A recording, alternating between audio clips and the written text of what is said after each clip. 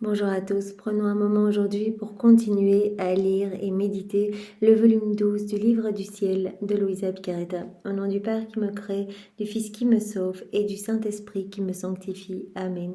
Jésus, une fois de plus, nous entrons en toi, dans ta divine volonté, nous nous fondons en toi, nous nous identifions à toi, nous nous consumons en toi, nous fusionnons nos volontés dans la tienne et nous t'appelons, Jésus, dans nos vies, dans nos cœurs, pour que ce soit toi qui fasses tout en nous, jusqu'à nos derniers souffles. Oui Seigneur, nous te voulons l'acteur de chacun de nos actes, prends les rênes, les commandes de nos vies, empare-toi de chacun de nos êtres, fais de nous ce qui te plaira, que tes plans d'amour, que tes desseins d'amour s'accomplissent pour nous et pour tous nos frères et sœurs. Viens continuer ta vie en nous, Seigneur, viens et utilise nos yeux, viens parler à travers nos bouches, viens respirer dans toutes nos respirations, écouter à travers nos oreilles, viens faire palpiter nos cœurs, viens faire circuler notre sang, viens faire fonctionner nos organes, viens agir à travers nos mains, viens marcher à travers nos pieds, viens tout faire en nous, que tout soit fait par toi, que tout soit fait pour toi, pour ta gloire, celle de ton Père, celle de l'Esprit Saint, et que tout soit fait totalement immergé en toi, dans ta divine volonté. Seigneur Jésus, viens maintenant nous disposer, nous préparer pour que nous puissions accueillir ce que tu veux nous donner aujourd'hui, le comprendre avec ta sagesse, ta compréhension à toi. Enveloppe-nous de ta lumière, mets ton cœur à la place de nos cœurs et envoie sur nous ton Esprit Saint. Viens, Esprit Saint, viens par la puissante intercession du cœur immaculé de Marie, ton épouse bien-aimée. Viens, esprit d'amour, esprit de feu, esprit de force, esprit de lumière, esprit de sainteté, nous t'attendons, viens nous saisir, viens nous bousculer maintenant, viens par la puissante intercession du cœur immaculé de Marie, ton épouse bien-aimée. Viens, Esprit Saint, viens par la puissante intercession du cœur immaculé de Marie, ton épouse bien-aimée. Maman chérie, notre mère que nous aimons tant, nous nous jetons dans tes bras, nous restons bien blottis contre ton cœur, nous voulons tout faire sous ton regard maternel. Bénis-nous maman, bénis ce moment, déverse en nous ta douceur, déverse en nous ta maternité, que nous puissions devenir d'autres mamans pour Jésus. Et nous te demandons bien de nous enchaîner à ton cœur uni à celui de Jésus, nous te demandons de nous enfermer dans ton cœur pour que nous n'ayons pas d'autre vie que la divine volonté. Nous voulons synchroniser nos cœurs à ton cœur, nous voulons entrelacer tous nos actes à tes actes, nous te prenons comme modèle et nous te supplions, maman, de faire de nous, tes fidèles copies. Voilà, nous sommes dans le volume 12, nous arrivons tout doucement à la fin de ce volume, donc c'est magnifique, merci Seigneur pour tout ce que tu as fait en nous et vraiment en même temps que nous avons reçu ces vérités, tant d'autres âmes les ont reçues aussi, parce que voilà, on a ouvert nos cœurs, mais on a aussi ouvert les cœurs de tous les hommes, donc beaucoup ont reçu des grâces, beaucoup se sont convertis, beaucoup se sont sanctifiés. Merci Seigneur pour tout ce que tu as donné et tout ce que tu continues à donner, ce que tu donneras aussi. Voilà, donc nous sommes dans le volume 12, chapitre 3, donc chapitre 1, on avait vu Jésus qui a dit « Viens vivre dans ma volonté », chapitre 2, il nous a dit « Laisse-moi t'enseigner », il nous a parlé dans ce chapitre 2 de lui-même, ce qu'il aimait, ce qui le rendait triste, etc. Il nous a parlé également il nous a enseigné sur toute la création, et voilà, particulièrement sur la création de l'homme, le chef-d'œuvre de la création. Puis il nous a enseigné sur les trois époques, trois grandes époques, les trois grands renouvellements du monde. Il nous a parlé également des trois fiat et de la beauté des âmes quand elles faisaient le bien. Donc vraiment, par extension, quand on vit dans la divine volonté, voilà, tous nos actes sont parfaits, glorifient parfaitement Dieu, etc.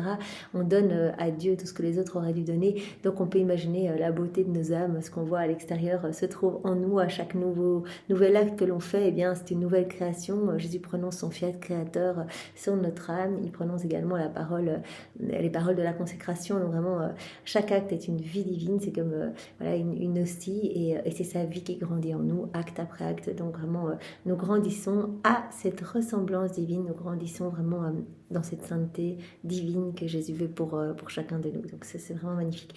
Nous sommes dans le chapitre 3 maintenant, à propos de Louisa, où nous avons vu au titre 1, donc les souffrances de Louisa. Nous sommes toujours dans ce titre 1. Donc nous avons vu toutes ces privations que Louisa ressent en fait quand elle ne voit pas Jésus physiquement. Elle souffre atrocement, c'est comme des petites morts continuelles, mais elle souffre tout en ayant vraiment ce calme, cette paix en elle. Donc elle sent vraiment cette vie divine en elle, mais bon, elle souffre de ne pas voir Jésus. Alors Jésus lui a dit, effectivement, tu souffres, et ce martyr-là que tu ressens, c'est un martyr d'ordre divin. En fait, c'est ce que voilà, moi j'ai ressenti lors de mon passage sur la terre, où je voulais prendre toutes les âmes dans mes bras, etc. Et je ressentais vraiment les âmes qui se décrochaient de mon cœur, je sentais comme des morceaux de mon cœur qui s'arrachaient. Et donc toi, quand tu m'offres ces souffrances, quand tu m'offres cette privation que tu ressens de moi, vraiment cette agonie que tu ressens, eh bien en fait tu permets, en unissant ce martyr divin à mes souffrances à moi, tu permets à des âmes voilà, qui empruntaient le chemin de la perdition, portant cette empreinte de la perdition, eh bien, de revenir à mon cœur. Voilà, donc c'est vraiment un martyr qui dépasse tous les autres martyrs, et Jésus nous a dit également que cet état de privation de lui pouvait également redonner vie aux autres, en fait, aux autres âmes. Donc ces petites morts, Jésus a dit à Louisa, ces petites morts que tu ressens peuvent redonner la vie eh bien, à toutes les âmes qui sont mortes à la grâce, etc. Et puis aussi, tu répares voilà, pour tous ceux qui ne tiennent pas à moi, qui n'ont que faire de moi, même mes enfants baptisés qui ne viennent même pas m'honorer le dimanche. Eh bien, toi, en soupirant après mon retour, en étant tellement amoureuse et ton cœur tellement épris de moi, eh bien, tu répares pour tous ceux voilà, qui sont complètement dans la froideur et dans l'indifférence. Et tu répares aussi pour toutes ces petites morts, en fait, par tes morts que tu vis, parce que Louisa, elle vit vraiment une mort quand elle ne voit pas Jésus, puis elle le voit, hop, elle revient à la vie, puis elle est de nouveau dans un état de mort, et puis hop, vie.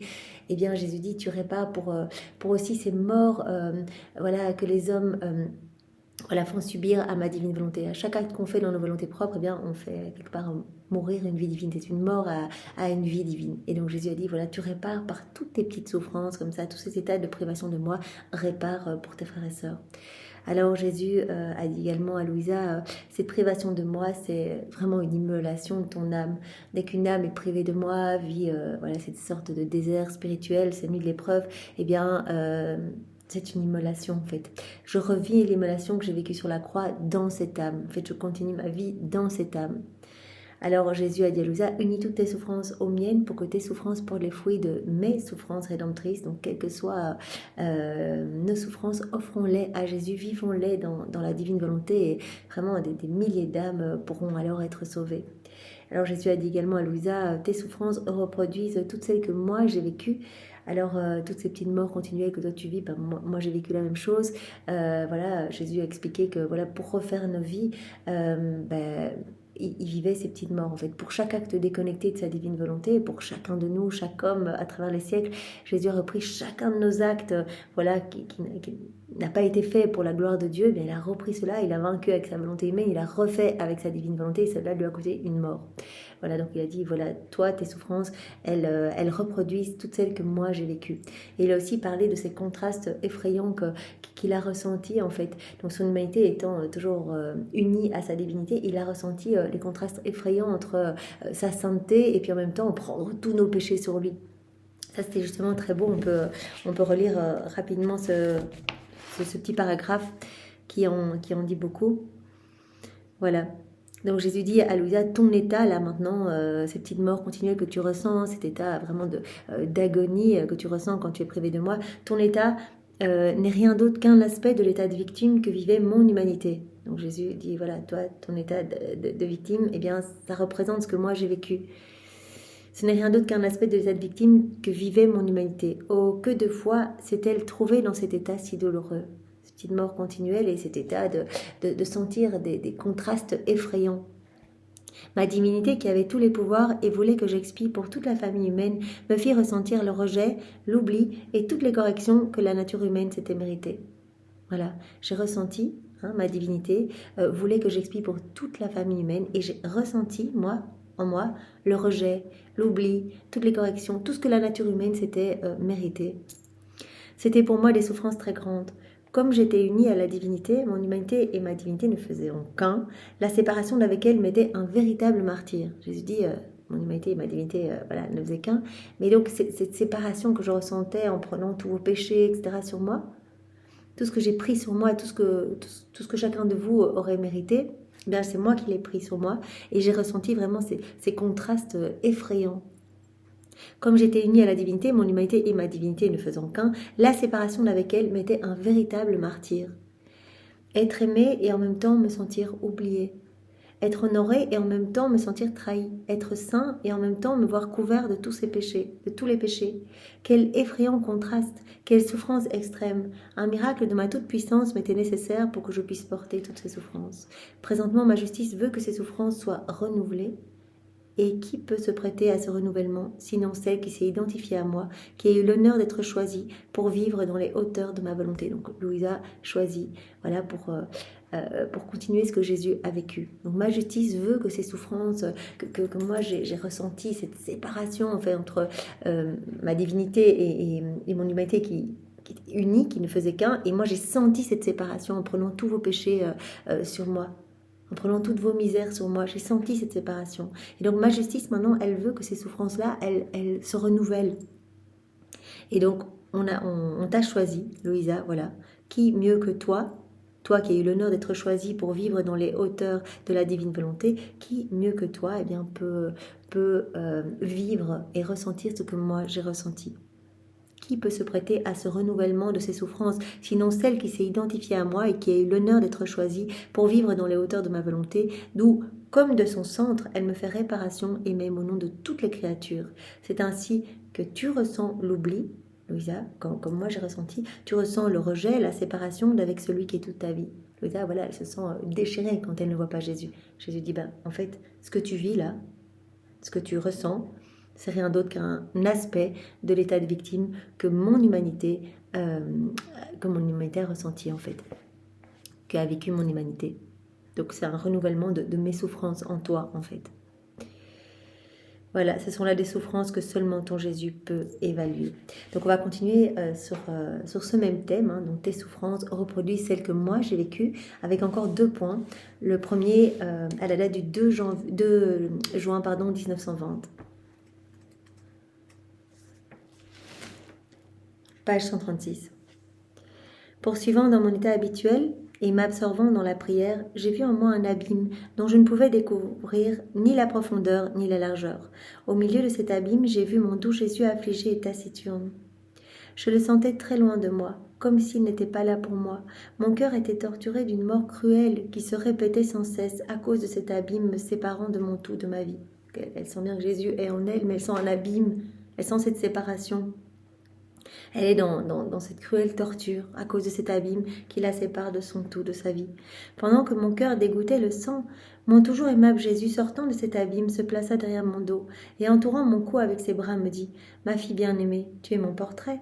Que de fois mon humanité gémissante vécut ces tortures. Moi aussi j'ai vécu ça, cette séparation. » Mon humanité, elle était unie à ma divinité, les deux ne faisant qu'un. Cependant, alors que ma divinité m'enveloppait intérieurement et extérieurement, que j'étais fondue en elle, mon humanité et ma divinité ne faisaient qu'un, donc j'étais vraiment fondue intérieurement, extérieurement, voilà, dans ma divinité, ma divinité m'enveloppait intérieurement et extérieurement, j'étais fondue en elle, je me sentais loin d'elle, donc je ne faisais qu'un, mon humanité ne faisait qu'un avec ma divinité, mais je sentais cette séparation, comme on l'a vu dans le passage précédent. Je me sentais loin d'elle. Par cette souffrance, mon humanité payait le prix de la séparation de l'homme avec la divinité par le péché. Voilà. J'ai vécu tout ça, ressentir cette séparation entre mon humanité et ma divinité pour payer le prix, en fait, de la séparation de l'homme d'avec la divinité par son péché, le péché qui nous sépare de Dieu. Et donc, Jésus a ressenti cela pour réparer, en fait, nos séparations d'avec Dieu, afin de réunir l'homme à nouveau à la divinité. Chaque instant de cette séparation entre ma divinité et mon humanité était pour moi une mort sans merci. Donc je sentais cette séparation. En fait, je sentais la séparation des hommes avec Dieu et je le sentais en moi. Alors que mon humanité et ma divinité ne faisaient qu'un, eh bien, j'ai senti pour chacun de vous cette séparation. Pour toutes les fois où vous agissez sans Dieu, etc. J'ai senti tout cela. Et j'ai tout vécu en moi pour vous raccrocher à Dieu. Chaque instant de cette séparation entre ma divinité et mon humanité était pour moi une mort sans merci. Donc voilà, mon humanité a ressenti cette séparation. Et j'ai ressenti tout cela, toute cette souffrance, ce martyre, pour vous raccrocher, en fait, vous, à la divinité. Voilà la raison de tes souffrances et de l'abîme que tu vois. En ces temps tumultueux où l'humanité s'éloigne de moi avec précipitation, tu dois ressentir la douleur de cette séparation pour les ramener à moi. Donc, comme on l'avait vu dans l'autre passage, voilà, ces souffrances doivent être renouvelées en d'autres âmes. Et donc Louisa, elle a été choisie, parce que vivant dans la divine volonté, eh bien pour vivre elle aussi ces souffrances, sentir elle aussi cette séparation, se sentir privée de Jésus, son bien, son tout, sa vie, sentir ces morts continuelles. Voilà, donc c'est la raison de tes souffrances et de l'abîme que tu vois. En ces temps tumultueux où l'humanité s'éloigne de moi avec précipitation, tu dois ressentir cette douleur de cette séparation pour ramener l'humanité à moi. Donc je veux que mes douleurs se poursuivent en toi, que ces souffrances que j'ai vécues lors de mon passage sur la terre, cette séparation que je ressentais entre ma divinité et mon humanité, pourtant unie, mais je ressentais cette séparation pour réunir l'homme à Dieu, eh bien je veux que ces souffrances se répètent en toi. Voilà. Donc à cette époque où l'humanité part dans tous les sens, les hommes s'éloignent de Dieu, Dieu qui est chassé des écoles, des tribunaux, des foyers, etc. Eh bien, je veux que ces souffrances se continuent en toi pour que tu me ramènes les âmes à moi. Ton état est très douloureux, mais c'est aussi une douleur de ton Jésus. Pour te donner de la force, je te soutiens par derrière, de manière à ce que tes souffrances soient plus intenses. En fait, si je te soutenais par devant, le simple fait de me voir, de voir mes bras près de toi, couperait tes souffrances de moitié, et ta ressemblance avec moi tarderait. Donc je suis là, je suis toujours près de toi, je te soutiens, mais je me cache en fait quand je te soutiens. Si tu me voyais, tu souffrirais plus. Tes souffrances seraient réduites de moitié, et donc ta ressemblance avec moi tarderait. Je veux que tu me ressembles. Voilà, que tu sentes vraiment cette séparation pour réparer pour toutes les âmes qui se séparent de nous, qui ne veulent pas de nous. Voilà, avec un autre passage qui va dans le même sens, tes souffrances reproduisent celles que j'ai vécues, à la date du 15 avril 1920.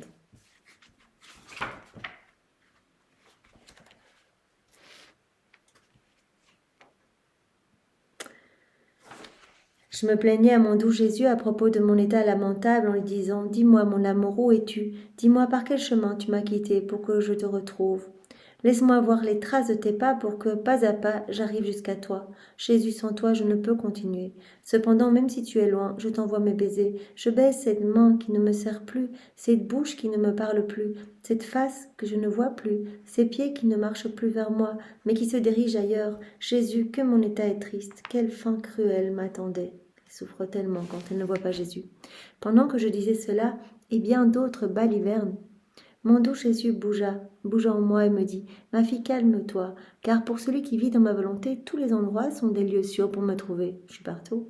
Ma volonté remplit tout, quel que soit le chemin qu'on emprunte. On ne doit pas craindre de ne pouvoir me trouver. Ma fille, je ressens ton état douloureux dans mon cœur. Je vois que le courant de chagrin qui passait entre ma mère et moi se répète entre toi et moi. » Donc Jésus avait déjà dit à Louisa, ma maman, elle souffrait aussi d'être séparée de moi physiquement, mais voilà, peut-être que physiquement on était séparés, mais on était inséparables, c'est-à-dire que nos deux cœurs étaient unis l'un dans l'autre. Elle ressentait toutes mes peines, elle ressentait toutes mes joies, elle vivait tout en union avec moi. On était peut-être loin l'un de l'autre physiquement, mais on était inséparables. Donc je vois en toi ce chagrin vécu entre ma maman et moi. Je vois que le courant de chagrin qui passait entre ma mère et moi se répète entre toi et moi.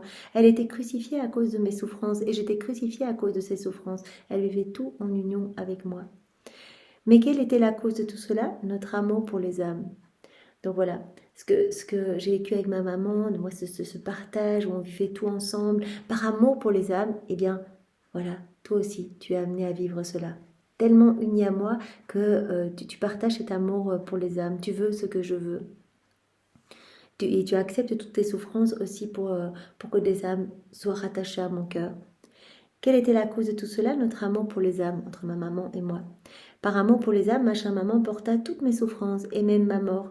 Par amour pour les âmes, je portais toutes ses peines, y compris sa peine d'être privée de moi. Tous les moments là où Jésus et Marie n'étaient pas ensemble, même quand on le voit dans les 24 heures, quand ils se disent au revoir, mais c'est une déchirure en fait, ils s'aiment tellement, et donc c'est tellement dur, c'est vraiment leurs deux cœurs douloureux qui s'épongent l'un dans l'autre, et c'est vraiment par amour pour les âmes. Et on voit à ce moment-là d'ailleurs qu'ils réparent pour toutes les âmes qui les font passer en fait après leur lien affectif, même des liens affectifs sains, licites, etc., mais qui font passer Dieu à la deuxième place en fait.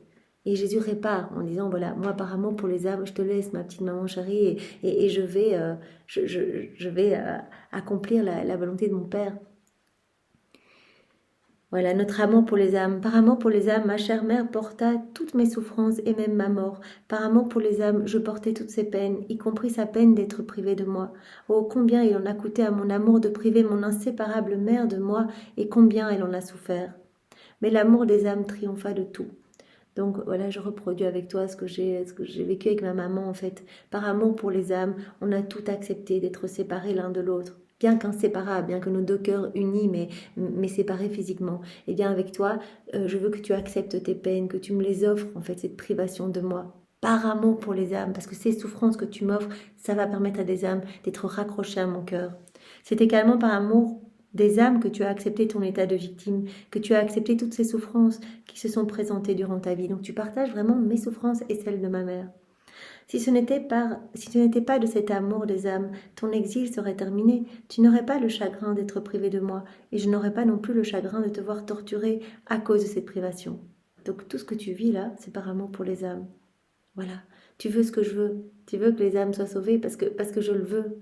Tu veux que mon royaume s'établisse parce que c'est mon plan de toute éternité. Ainsi, prends patience et que l'amour des âmes triomphe jusqu'à la fin en toi. Donc, garde toujours vraiment cet amour pour les âmes et voilà, offre-moi tes souffrances parce que tu sais qu'elles vont porter un fruit incroyable. Quand tu les vis unies à moi dans ma volonté, voilà, il y a vraiment tellement d'âmes qui retrouvent le chemin de mes bras. Donc pour nous aussi, vraiment, ayons ce même amour pour les âmes. On peut vraiment demander à Jésus voilà, qu'il ne fasse plus qu'un avec nous, que nous vivions avec lui cette véritable identification et que notre souffle demande des âmes, que nos regards demandent des âmes, que nos mouvements demandent des âmes, qu'on aime en fait les âmes autant que Jésus les aime. Voilà, que tout soit offert pour que les âmes soient sauvées et pour que ce merveilleux royaume s'établisse ici-bas et que tous puissent reconnaître Jésus, qu'il puisse vraiment reprendre sa place d'honneur au milieu de ses enfants. Alors on va voir encore un autre point. Offre-moi toutes tes souffrances pour m'apaiser et pour le bien de tous. Avec deux passages. Le premier à la date du 1er août 1918.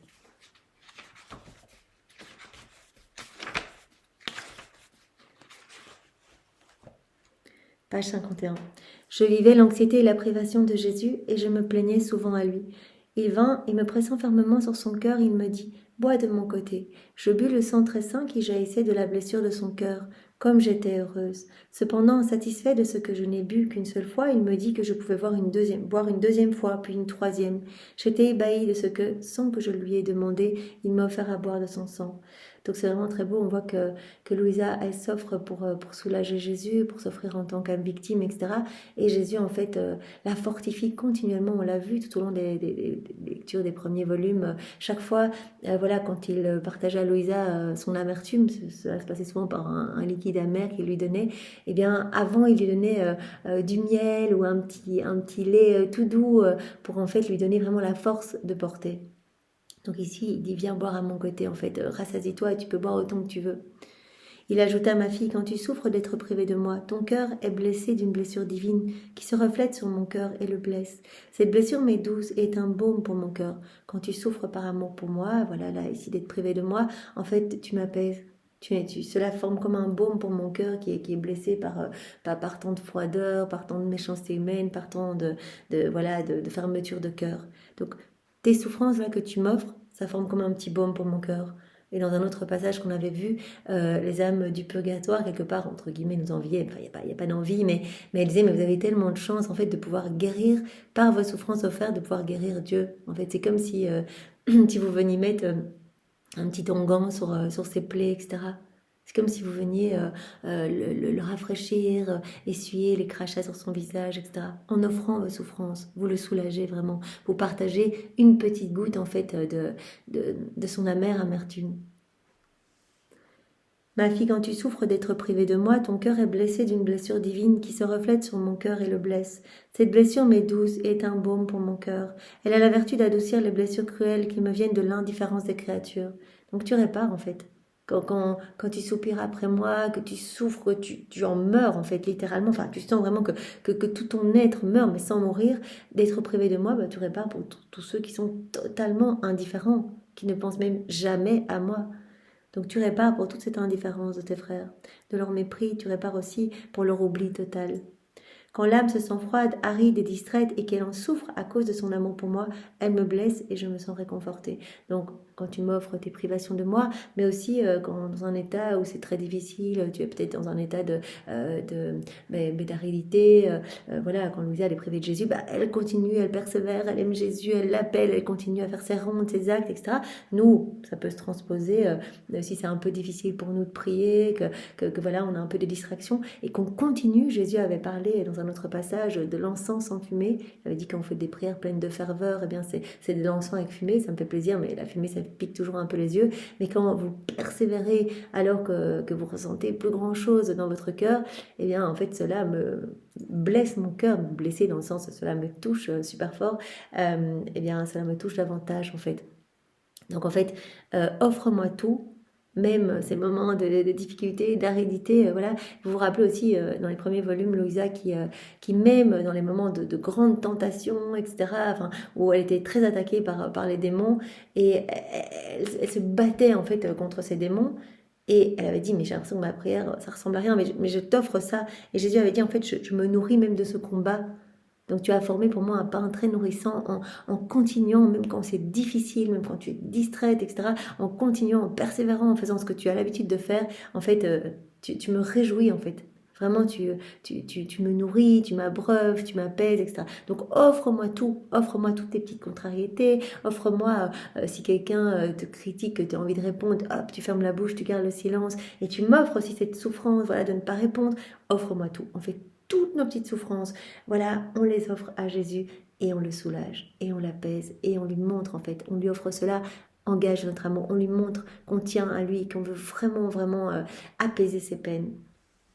Quand l'âme se sent par exemple froide, aride et distraite et qu'elle en souffre à cause de son amour pour moi, elle me blesse et je me sens réconfortée. Donc quand elle persévère, voilà, elle me réconforte, mais aussi qu'elle souffre en fait de sa froideur, qu'elle voudrait être plus fervente, etc. On peut imaginer, voilà, si on est dans une prière, voilà, on sent moins les choses dans notre cœur et qu'on en souffre, qu'on voudra offrir plus à Jésus. Jésus dit, mais en fait, voilà, j'accueille ça vraiment comme un petit nectar, en fait. Ça blesse mon cœur, je me sens réconfortée. En fait, il veut sentir notre amour, toujours. Donc, offrons tout ce qu'on ressent à Jésus en lui disant, voilà, je t'offre tout par amour pour toi et pour te réconforter, Jésus. Donc offre-moi des souffrances pour m'apaiser et pour le bien de tous, avec ce deuxième passage à la date du 12 août 1918. C'est la page juste après, page 52. Poursuivant dans mon état habituel, je me disais que si le Seigneur voulait quelque chose de moi, il n'aurait qu'à me faire un signe sans que j'aie à recourir à un prêtre. Ouais. Alors Jésus béni se montra dans mon intérieur avec une balle à la main, en position de la lancer par terre. Il me dit, ma fille, tu désires que je te libère de l'embarras où ma volonté t'a placée. Donc en fait, ce que Louisa ne veut pas, c'est qu'elle dit, mais je suis une victime. Et en fait, tu vas continuer à exercer ta justice parce que quand Jésus ne se montre pas à Louisa, c'est parce qu'il veut essayer de ramener des âmes à lui par l'exercice de sa justice. Et elle dit, tu ne me fais pas souffrir et tu ne te montres pas. Donc à quoi ça sert en fait que je reste dans cet état de victime? Et Jésus dit, tu dois me faire confiance, tu dois même m'offrir ça. Tout ce que tu souffres là, tu me l'offres. Jésus béni se montra dans mon intérieur avec une balle à la main, en position de la lancer par terre. Il me dit, ma fille, tu désires que je te libère de l'embarras où ma volonté t'a placée. Je t'ai mise dans cette situation en considération du monde entier, afin que je ne le laisse pas tomber et que je ne le détruise pas complètement. Là, tu es entre le ciel et la terre, tu es comme ce paratonnerre, tu as donné ton oui pour être âme victime, et donc tu as accepté ce rôle par amour pour les âmes, pour que je ne détruise pas le monde complètement. Les âmes victimes, elles portent le monde en fait, par leur prière et en acceptant de prendre tous les coups sur elles en fait. Elles se placent vraiment entre les deux, entre les hommes et le ciel. Et donc voilà, elles prennent l'exercice de la justice sur elles et elles réparent pour tous leurs frères et sœurs. Si je te libérais de cette situation, ce que tu pourrais faire de bien serait bien peu. Je lui répondis, mon Jésus, je ne te comprends pas. Tu me laisses sans souffrance et il m'apparaît que tu m'as départi de l'état de victime. Il dit, mais je suis victime, mais je souffre pas et tu partages rien avec moi. Après, tu me dis que tu m'utilises pour éviter que le monde soit détruit. Je ne comprends pas. Il reprit, il est faux que tu ne souffres pas. Au plus, tu ne souffres pas des douleurs qui me désarmeraient complètement. Si parfois tu es privé de la souffrance, ce n'est pas suivant ton désir, autrement ta volonté propre entrerait en jeu. c'est moi qui décide de tout. Donc parfois, si je décide de ne pas te partager mes souffrances, et bien quelque part, tu en souffres encore plus. Donc tu peux m'offrir ça aussi. Mais ce n'est pas... c'est pas toi qui as décidé d'être privé de ces souffrances, sinon ta volonté propre entrerait en jeu. Ah, tu ne peux pas comprendre la douce violence que tu me fais quand tu as la sensation d'être oublié et que ne me voyant pas comme avant, tu poursuis sans rien négliger. Tu persévères, tu continues, alors que tu as l'impression que je t'ai oublié. Quoi qu'il en soit, je veux être libre avec toi. Quand cela me plaît, je te laisse. Quand cela me plaît, je t'attache. Je te veux à la merci de ma volonté sans qu'entre en jeu ta propre volonté. Tu dois tout accueillir, que je vienne, que je te fasse souffrir ou non, que je te partage mes peines ou non, que tu sois dans un état de profond sommeil ou pas, dans un état de pétrification ou pas. En fait, tu dois tout accueillir. Moi, je sais et je te veux à la merci de ma volonté. Donc, tu dois dire fiat à tout.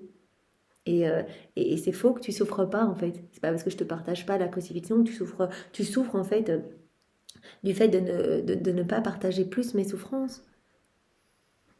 Et tu souffres parce que tu ne me vois pas. Une autre fois, je me sentais mal à cause de mes vomissements continuels. Uniquement pour obéir, j'ai dit à mon doux Jésus, qu'est-ce que tu perdrais en m'accordant de ne plus sentir le besoin de prendre de la nourriture, puisque je suis ensuite contrainte de la vomir. Donc elle souffre aussi, voilà, elle peut pas trop avaler de la nourriture dès qu'elle en prend, elle la remet immédiatement. Donc elle dit, mais ça sera quoi en fait Jésus, je prends la nourriture et puis directement ça ressort. Mon aimable Jésus me répondit, ma fille, que dis-tu? Sois calme, calme, ne dis plus jamais cela. À nouveau, il dit, abandonne-toi. Voilà, c'est moi qui suis au contrôle de tout. Tu m'as donné ton oui, tu m'as donné ton fiat, tu m'as donné ta vie, tu m'as donné ta volonté. Maintenant, c'est ma divine volonté qui régit tout en toi. Donc si je choisis que toi, quand tu prends la nourriture, elle ressorte après, eh bien c'est comme ça que je le veux. Donc accueille tout comme venant de mes adorables mains. Et nous, à notre petite échelle, bien le Seigneur, voilà, quand on lui donne notre oui, on doit tout accepter, situation facile comme situation plus difficile. Dire Seigneur, bien oui, moi je comprends peut-être pas, j'ai l'impression que c'est un gros mur que je me prends, mais toi tu sais. Tu sais que ça m'est utile pour quelque chose, voilà, pour sanctifier davantage mon âme, pour que je puisse grandir en humilité, pour que je, voilà, il y a tant de choses, en fait, il a tellement à purifier en nous que nous devons tout accueillir et faire confiance. Sois calme et accueille tout. Ne dis plus jamais cela. Tu dois savoir que si tu n'avais jamais besoin de rien, je ferais mourir des gens de faim. Cependant, en te laissant le besoin d'être servi, moi, par amour pour toi et à cause de toi, je donne ce qui est nécessaire aux créatures. Voilà. Par conséquent, si je t'écoutais, je négligerais les autres. En prenant de la nourriture et en la vomissant ensuite, tu fais du bien aux autres. Et de plus, tes souffrances me glorifient. En fait, en souffrant, c'est une souffrance pour elle, voilà, elle mange, et elle remet tout, c'est vraiment c'est une souffrance. Et bien Jésus dit, comme tu vis toutes ces souffrances-là, tu les vis dans ma divine volonté, et bien en fait, tu fais du bien aux autres. Voilà, quand tu t'alimentes dans ma divine volonté, eh bien moi je peux nourrir les âmes. Quand tu souffres dans ma divine volonté, je peux en sauver, etc. Quand tu vomis ta nourriture, tu souffres. Et comme tu souffres dans ma volonté, eh bien je prends ta souffrance. Et hop, je la place comme pour la multiplier. Je la multiplie et je la répands pour le bien des créatures. Je suis heureux de cela et je me dis en moi-même, c'est le pain de ma fille que je donne à mes enfants. Donc ici par ce passage, Jésus dit, offre-moi toutes tes souffrances, cela m'apaise et tu fais du bien à tous en fait. Donc quelles que soient tes souffrances, que ce soit voilà, l'aridité dans la prière, les difficultés à prier, ou quand tu ne me vois pas, ce martyre divin, etc. Ou quand tu ne souffres pas, que je ne te partage pas de crucifixion, etc. Offre-moi tout. C'est comme ça que je le veux. Ou quand tu dois prendre de la nourriture et que tu la remets, offre-moi tout. C'est comme ça que je le souhaite. Donc, toi, quand tu prends ta nourriture, bah, tu souffres. Et bien, par tes souffrances, moi, je multiplie tes souffrances pour le bien de tous. Je répands tes souffrances pour le bien de tous tes frères et sœurs. Et je dis, oh, c'est le pain de ma fille que je donne à mes enfants. Donc vraiment, tu sauves des âmes. Et il y a beaucoup d'âmes qui reviennent à moi par l'offrande de tes souffrances. Tout ce que tu vis dans ma volonté. Alors on va voir un autre point, point 7. Chaque souffrance de l'âme vécue avec moi, c'est une communication additionnelle entre elle et moi. On l'a vu à travers tous les premiers volumes, le nombre de chapitres qu'on a vus où Jésus nous a parlé de la beauté de la croix, l'importance de vivre toutes nos souffrances, tout ce que Jésus autorise dans notre vie, mais de tout vivre avec résignation, amour et humilité, parce que vraiment les croix viennent décaper nos cœurs quand elles sont vécues vraiment en union avec Jésus. Donc chaque souffrance de l'âme, nous dit Jésus, vécu avec moi, c'est une communication nouvelle, additionnelle entre l'âme et moi. À la date du 4 juillet 1917.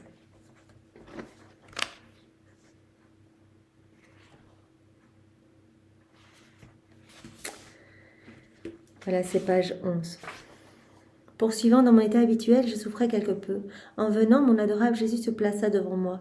Il me semblait y avoir plusieurs lignes de communication entre lui et moi. Il me dit, ma fille, chaque souffrance de l'âme, c'est une communication additionnelle entre elle et moi. En fait, tout ce qu'on vit dans la divine volonté, c'est un lien supplémentaire. Chaque acte qu'on fait, que ce soit peler nos carottes, marcher, dormir, respirer, souffrir, en fait, tout est une communication supplémentaire entre l'âme et Dieu. Mais la souffrance a quelque chose qui vient nous décaper en profondeur, en fait. Vraiment qui vient, voilà, c'est vraiment Jésus qui continue sa vie en nous, qui continue sa passion en nous. Il grandit de plus en plus, en fait, en nous. Chaque souffrance de l'âme est une communication additionnelle entre elle et moi. C'est que toutes les souffrances que la créature peut vivre ont été souffertes dans mon humanité et furent ainsi revêtues d'un caractère divin. J'ai tout vécu avant vous. Voilà, tout ce que la créature peut vivre, ça a été vécu par mon humanité avant. J'ai divinisé toutes les souffrances, toutes vos croix. Toutes vos larmes, elles sont passées par mes yeux. Jésus nous disait ça dans, je ne sais plus quel volume, mais c'est juste tellement beau, je crois que c'est le volume 19, quelque chose comme ça. Et puisque la créature ne peut pas les vivre tout ensemble, ma bonté les lui communique peu à peu. Voilà, toutes ces souffrances ont été divinisées par moi. Elles ont toutes été vécues par mon humanité. Et donc, elles sont toutes divines, ces souffrances. Et comme la créature ne peut pas toutes les vivre d'un coup, je les communique petit à petit. Ma bonté les lui communique à la créature, donc petit à petit, peu à peu. À travers ces souffrances, l'union avec l'âme grandit. Elle grandit non seulement à travers ces souffrances, mais aussi à travers tout ce que l'âme fait de bien. C'est ainsi que se développent des liens entre la créature et moi. Tous les actes qu'on fait dans la divinité, ça va augmenter cet amour entre nous et Jésus. Donc c'est vraiment, on va l'aimer de plus en plus, acte après acte. Cette intimité va grandir, ça va nous attacher davantage à Jésus. Il nous enchaîne à son cœur avec ces liens de paternité, de filiation, mais aussi chaque souffrance vécue dans la divine volonté. Voilà, ça nous attache davantage à Jésus. Jésus dit c'est vraiment un lien de communication additionnel entre l'âme et moi. Et ainsi que quand l'âme fait quelque chose de bien, ça va être une communication additionnelle entre elle et moi. C'est ainsi que se développent des liens entre la créature et moi. Voilà, alors on continue, point 8.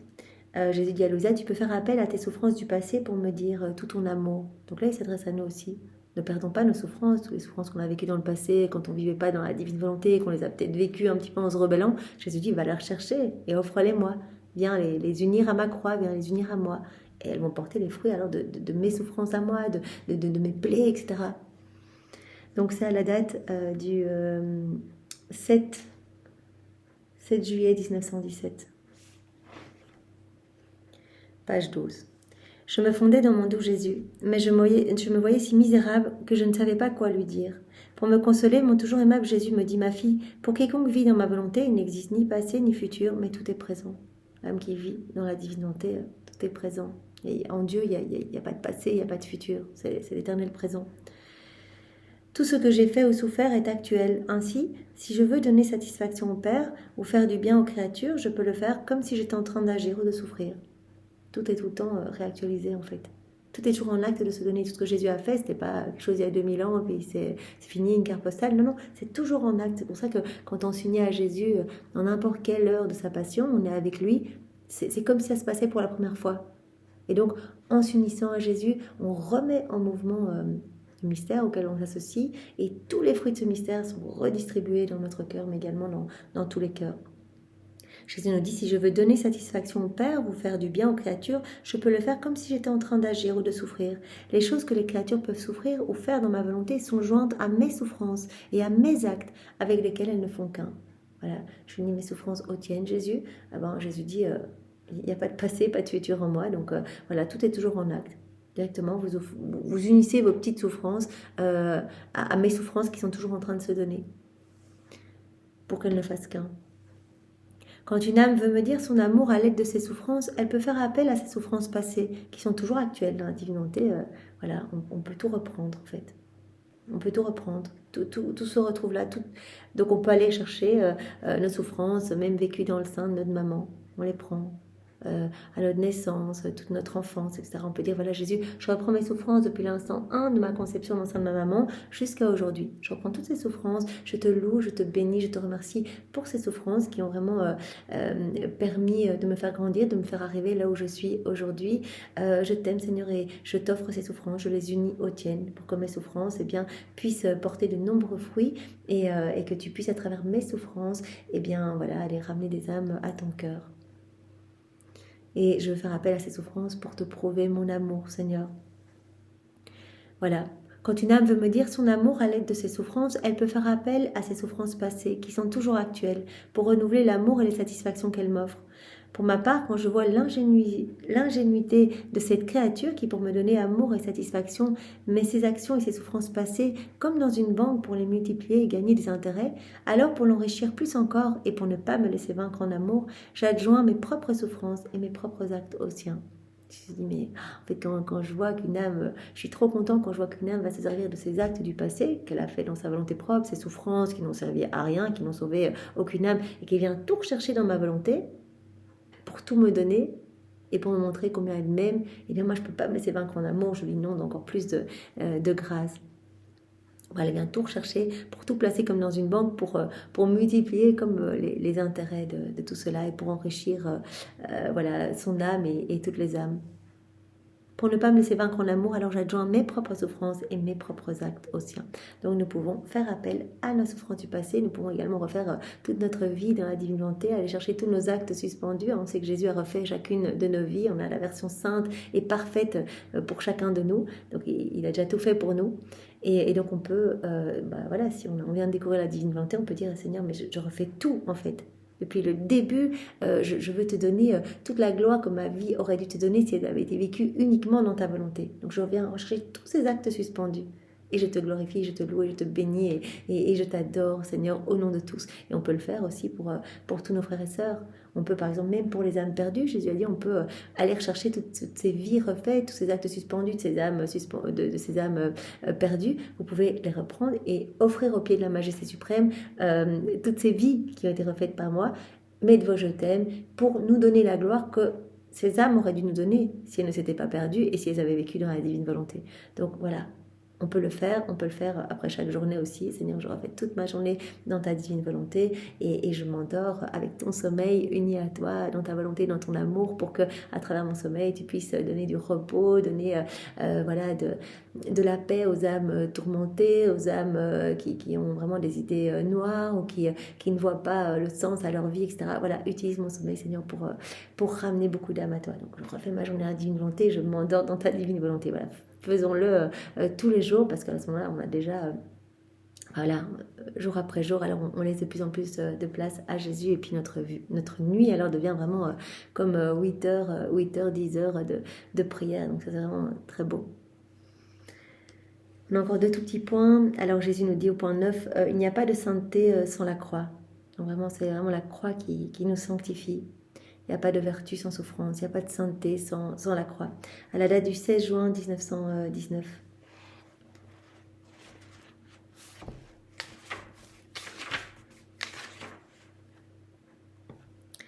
Voilà, page 112. Je me disais, où sont les souffrances que mon doux Jésus m'avait promises, alors que je ne souffre presque pas. Donc Louisa, elle demande les souffrances, elle se rend bien compte de la préciosité des souffrances vécues en union avec Jésus. Et donc elle dit, mes souffrances, ce sont mes meilleurs amis. Et donc Jésus, où sont ces souffrances? Et d'ailleurs, elle dit souvent dans d'autres passages, je comprends pas, tu donnes des souffrances aux autres âmes, et à moi que des petites miettes, etc. Alors que, bon, elle souffre atrocement, elle est là, elle est pareil dans son lit, elle peut plus manger, elle voit personne, elle est privée de Jésus, enfin, donc les souffrances ne manquent pas, mais voilà, elle veut vraiment être en communion avec Jésus et qu'il puisse continuer complètement sa passion en elle. Mon toujours aimable Jésus me dit, ma fille, comment se fait-il que tu décides toi-même? Tu calcules les souffrances corporelles et moi je calcule les souffrances corporelles et les souffrances morales. Chaque fois que tu es privé de moi, c'est une souffrance, c'est une mort que tu ressens et tu répares ainsi les morts que les âmes me donnent par leurs péchés. Ça, Jésus avait dit, hein, tu raccroches à mon cœur toutes les âmes qui est en train de s'arracher de moi pour aller se perdre, donc en m'offrant ce martyr d'ordre divin. Tu redonnes la vie à tes frères et tu répares aussi pour ces morts que les hommes me donnent par leurs péchés. On met à mort une vie divine à chaque fois qu'on agit dans nos volontés propres. Donc, ce sont les souffrances que tu vis. Toi, tu calcules que les souffrances physiques, quand je te partage la couronne d'épines, etc. Mais moi, je compte aussi les souffrances morales toutes les fois où tu es privé de moi. Voilà. Chaque fois que tu es privé de moi, c'est une mort que tu ressens et tu répares ainsi les morts que les âmes me donnent par leurs péchés. Quand tu souffres du froid, c'est une autre petite mort que tu ressens et tu répares pour la froideur des créatures en regard de mon amour. Tout ce que tu vis, tu as froid, ou tu vis de la froideur, etc. Eh bien, c'est comme une petite mort en fait. Voilà, c'est une souffrance que tu ressens et tu vas réparer. En fait, en vivant cela dans ma divinité, tu vas réparer pour la froideur des créatures à mon égard, au regard de mon amour. Et il en va de même pour toutes les autres souffrances. Par tes petites morts, tu participes à mes morts. En fait, tout ce que tu vis par amour pour moi, toutes ces petites souffrances, ce sont des petites morts. Donc il n'y a pas que les souffrances physiques, il y a aussi les souffrances morales. Tu répares là, en vivant tout cela, quand tu n'arrives pas à prier, ben voilà, c'est une petite mort, etc. Ne sais-tu pas que lorsque ma justice est contrainte de verser de nouveaux fléaux à cause des péchés des hommes, je suspends tes souffrances? Le mal sera si grand qu'il suscitera l'horreur. Je sais que cela est une souffrance pour toi, mais moi aussi j'ai connu cette souffrance. J'aurais aimé libérer les créatures de toute souffrance, autant dans le temps que dans l'éternité, mais cela ne me fut pas accordé par la sagesse du Père. Donc toi, tu voudrais souffrir plus, tu voudrais que je te partage tout le temps, voilà, et que je ne doive plus exercer ma justice sur les hommes, mais c'est nécessaire. Et Jésus dit, et puis ce que tu ressens, moi je l'ai vécu aussi. Parce que j'ai demandé, vous vous rappelez ce passage qu'on a vu, je ne sais plus où, il y a quelques jours, Jésus qui a demandé à son Père de pouvoir souffrir plus pour qu'il n'y ait plus d'enfer, plus de purgatoire, qu'il n'y ait plus de châtiment. Et son Père a dit non, il faut laisser quand même une petite part à la justice, tout est en équilibre en nous. Donc Jésus dit, j'aurais voulu souffrir beaucoup plus. Voilà, j'aurais aimé libérer les créatures de toute souffrance, autant dans le temps que dans l'éternité, mais cela ne me fut pas accordé par la sagesse du Père. Ah, ma fille, il n'y a pas de sainteté sans la croix, pas de vertu sans union avec la souffrance. Sache cependant que je te rétribuerai abondamment pour toutes les privations de ma présence dont tu souffres, de même que pour les souffrances que tu aimerais avoir, mais que tu n'as pas. Donc même, Jésus dit, c'est une souffrance quand tu voudrais souffrir plus et que tu ne souffres pas. Et ça, c'est déjà une souffrance. Je te rétribuerai pour ça aussi. Et puis pour toutes les privations de moi, pour, voilà, tout, je compterai tout et je te rétribuerai dans le ciel d'une façon extraordinaire. Donc la croix, porte-la, tes souffrances, accepte-les, offre-les-moi. Il n'y a pas de sainteté sans la croix. Et il n'y a pas de vertu sans union à la souffrance. Voilà, et dernier point qui clôturera ce titre 1 du chapitre 3. Donc c'est le point 10. Tu te trouves entre le ciel et la terre, Louisa, donc elle a ce rôle d'âme victime, elle se trouve entre le ciel et la terre, comme un paratonnerre. Et c'est toi qui prends sur toi les coups de la justice. À la date du 26 septembre 1919. Voilà, page 117. Je me plaignais beaucoup auprès de mon aimable Jésus. Il me dit, ma fille, l'âme victime, elle est exposée à recevoir tous les coups de la justice divine et à ressentir les souffrances des autres. Elle prend sur elle, en fait, ce que les autres devraient recevoir. Oh, comme mon humanité gémissait sous les rigueurs de l'état de victime. Jésus dit, moi, j'ai été une âme victime. Toi, tu prolonges ma vie. En fait, je prolonge ma vie en toi. Tu es une imitation de ma vie. Donc moi, mon humanité, lors de mon passage sur la terre, elle gémissait sous la rigueur de ses coups. Sous la rigueur de l'état de victime. Conséquemment, à ton état de privation, tu peux déduire comment les créatures se comportent par rapport à moi et comment la justice divine se prépare à les punir par de terribles fléaux. Et en ne recevant pas, quelque part, ces coups sur toi, l'exercice de notre justice, tu peux déduire que l'homme a été un petit peu trop loin et qu'il va prendre sur lui, une partie de notre justice. Voilà, qu'il va y avoir ces châtiments. Notre justice divine se prépare à les punir par de terribles fléaux. L'homme a atteint l'état de folie totale et avec les insensés, les plus durs coups de fouet sont nécessaires. Quant à toi, ne change rien, tu verras ce que ton Jésus fera pour toi. Donc voilà, l'âme victime se trouve entre le ciel et la terre, elle prend sur elle tous les coups. Et Jésus dit, moi mon humanité a été, j'ai été une âme victime en fait sur la terre. Mon humanité gémissait sous les rigueurs de l'état de victime. Donc vraiment, je prolonge ma vie en toi, Louisa. Voilà, et bien nous terminons, nous avons clôturé ce titre 1. Et donc il y aura encore juste un petit titre, et puis nous aurons fini ce volume 12. Merci Seigneur, sois béni pour tout ce que tu nous apprends jour après jour, même si ce sont des vérités qu'on a déjà lues. En fait, à chaque fois, nous entrons plus profondément dedans. En fait, on reçoit à chaque fois quelque chose de nouveau. De toute façon, même si on les avait lus 30 fois, il y a quelque chose qui se passe en nous, et c'est vrai, on s'enfonce toujours plus en profondeur dans cet acte unique et éternel d'amour, dans cette grande mer de lumière. Et en fait, nos actes se chargent en fait de toutes ces vérités, de toutes ces connaissances. Jésus parle d'une béatitude par une vérité supplémentaire que notre âme reçoit. Donc on reçoit, on mastique, etc. Jésus place la semence du bien qu'il veut nous donner quand on accueille une vérité, et puis après on la met en pratique, cette vérité devient vivante, etc. Et il dit, dans le ciel, vous aurez une place dans cette hiérarchie des enfants de la divine volonté en fonction du nombre de connaissances que vous aurez vraiment digérées et mises en pratique. Donc on sera de plus en plus proche de Dieu en fonction des connaissances qu'on aura mastiquées. Et donc, c'est jamais de trop de répéter, de les répéter encore, de les relire. D'ailleurs, Jésus avait dit à Louisa, en fait, tu blesses mon cœur à chaque fois que tu parles de mes vérités, j'entends ta voix qui tient compagnie à ma voix, etc. Donc, je sens ta compagnie, ça me fait tant plaisir. Il n'y a rien en fait, de plus magnifique. Il n'y a rien qui nous fait plus plaisir quand une âme parle de la divine volonté, quand elle fait ses actes, etc., quand elle s'immerge dans les écrits du ciel. Il n'y a rien qui nous fait plus plaisir, en fait. Une vérité, ça vaut plus que toute la création, etc. Donc, je vous avais dit, tu blesses mon cœur, en fait. À chaque fois que tu lis une vérité, que tu en parles, et vous vous rappelez, Louisa, à chaque fois qu'elle parlait d'une vérité, en fait, son confesseur était plein de lumière. Elle avait même fait un confesseur décédé qui avait dit, mais tu peux me dire ce que Jésus t'a dit, et en fait, il était au purgatoire, mais il était rempli de lumière. En fait, il avait pris en dot avec lui, avec lui, en fait, ce bagage de lumière de toutes les vérités qu'il avait entendues, en fait, que Louisa lui avait relatées. Donc, et en plus, cette lumière rayonnait sur toutes les âmes autour de lui, etc. Donc, cette lumière se propageait.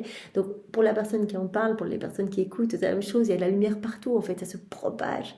Et même si ce n'est qu'une petite goutte de cette immense lumière, eh bien, c'est une goutte qui suffit à nous remplir complètement. D'ailleurs, on sent que quelque chose se passe. Quand on lit ces vérités, on sent une joie, une paix s'installer. On ressent vraiment... on ressent que c'est comme...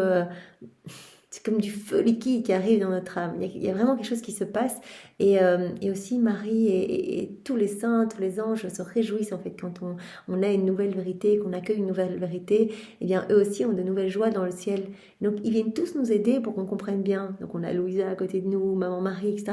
Ils viennent tous nous aider, ils viennent tous, voilà, maman pose ses mains sur nos têtes pour que vraiment la lumière s'infuse partout en nous et qu'on puisse voilà, nous délecter de ces vérités, avoir toujours cette envie d'y retourner. Donc on voit qu'il y a vraiment ce travail divin qui s'opère en nous. Merci Seigneur, vraiment nous te bénissons avec tes propres bénédictions, nous te remercions avec tes propres remerciements, nous t'aimons avec ton amour et tout l'amour que tu as placé partout dans l'œuvre de la création, de la rédemption, de la sanctification. Nous t'aimons avec l'amour de Maman Marie, avec l'amour des anges, avec l'amour des saints et vraiment nous restons dans tes bras Jésus, nous voulons tout faire avec toi, nous ne voulons plus jamais être séparés de toi, plus jamais. Nous te donnons notre oui pour que tu soudes nos cœurs à ton cœur et que rien ni personne ne nous sépare. Au nom du Père et du Fils et du Saint-Esprit. Amen. Soyez tous bénis. Belle journée à tous. Au revoir.